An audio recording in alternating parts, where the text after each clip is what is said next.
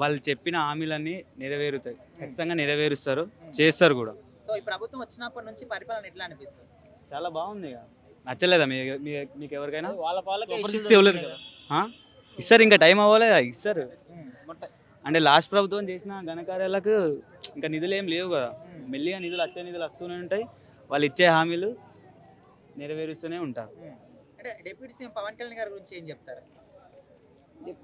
ఇంకా ఇంకొద్దిగా టైం చెప్పడానికి ఇంకా చాలా ఉంది. 5 years చూసి ఉమ్. ఆ తర్వాత అంటే ఇప్పటి వరకు చూసిన దానికి ఏం చెప్తారు? బాగానే చేస్తున్నారు, ఇంకా నేర్చుకుంటున్నారు, నేర్చుకునే దిశలోనే ఉన్నారు. నేర్చుకున్నాక ఇంకా బాగా చేయాలని కోరుకుంటాం. జగన్ అప్పులు చేసాడని తెలిసి కూడా హామీలు ఇచ్చారు చంద్రబాబు. హామీలు ఇవ్వడం వాళ్ళ బాధ్యత, ఖచ్చితంగా హామీలు నెరవేరుస్తారు కూడా, నెరవేర్చాలి కూడా. ఇప్పుడు రీసెంట్ గా ఇప్పుడు డిప్యూటీ సీఎం గురించి ఒక రద్దు జరుగుతుంది. నారా లోకేష్ కావాలని కొంతమంది, పవన్ కళ్యాణ్ గారు కొంతమంది. సో ఎవరుంటే బాగుంటారు మీరు అనుకుంటున్నారు? నేను అనుకునే దాన్ని బట్ట ఉమ్. పవన్ కళ్యాణ్ ఉంటే బాగుంటుంది, ఇంకా నేర్చుకుంటున్నాడు కాబట్టి.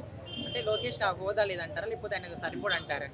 లేదని కాదు, ఆయనకు కూడా హోదా ఉంది, బట్ నాకు మాత్రం పవన్ కళ్యాణ్ ఉంటేనే బాగుంది. సో ఓవరాల్ గా కూటమి ప్రభుత్వం గురించి ఏం చెప్తారు ఒక మాట?